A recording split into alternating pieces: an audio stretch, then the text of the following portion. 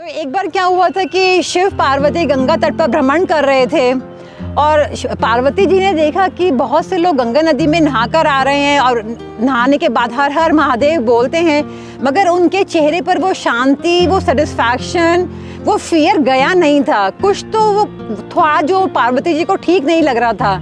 तो उन्होंने शिव जी से बोला कि क्या गंगा नदी अब किसी के पाप धोती नहीं है या फिर लोगों का विश्वास हट गया है। तो शिव जी ने कहा कि इसका मैं तुम्हें कल प्रैक्टिकल दिखाऊंगा। तो अगले दिन काफ़ी बारिश हुई और शिव जी एक गड्ढे में लेट गए बूढ़े बनकर, और उन्होंने पार्वती जी को बोला कि कोई भी आए तो आप उनको बोलना कि मेरा पति बहुत वृद्ध है, गड्ढे में गिर गया है, प्लीज़ इनको निकालो। मगर साथ साथ ये भी बोलना कि अगर आपने जीवन में कोई पाप नहीं किया है तो ही आप इन्हें निकाल सकते हो। अगर आपने जीवन में कोई पाप करा है तो आप इनको छूते ही भस्म हो जाओगे। तो वहीं पर गंगा घाट था, सब लोग वहाँ से निकल कर आ रहे थे नहा धो के।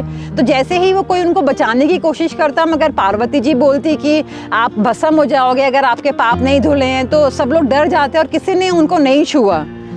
तो एंड में सिर्फ एक बच्चे ने उनको छुआ। शिव जी ने बोला कि आजकल लोगों में विश्वास नहीं है, वो लोग गंगा नदी में नहा रहे हैं। एंसेस्ट्रल स्टोरीज है कि सारे पाप गंगा हर लेती है, सारी बीमारियां गंगा हर लेती है, मगर उनका डाउट ही नहीं ख़त्म होता है। वो सोचते हैं कि ऐसा कैसे हो सकता है। तो किसी ने फेथ नहीं करा, बट हमने फेथ करा। हमने पूरा स्टडी करा कहाँ से नदियाँ निकलती हैं, किस तरह से उनकी ट्रिब्यूटरीज बनती हैं, किस तरह से ओशन वाटर होता है, किस तरह से हमारे बॉडी के सेल्स का कॉम्पोजिशन जो है वो रिवर वाटर जैसा होता है, किस तरह से हमारे इंटर्स दो सेल्स के बीच का पानी का कॉम्पोजिशन हमारे समुद्र के वाटर जैसा होता है। और उन्हीं सब प्रॉपर्टीज़ को हम लोगों ने स्टडी करके किस तरह से वाटर में मूवमेंट आते ही मैजिक हो जाता है, किस तरह से वाटर स्प्रिंग वाटर बनते ही डांस करने लगता है, उसमें एक म्यूज़िक आ जाता है।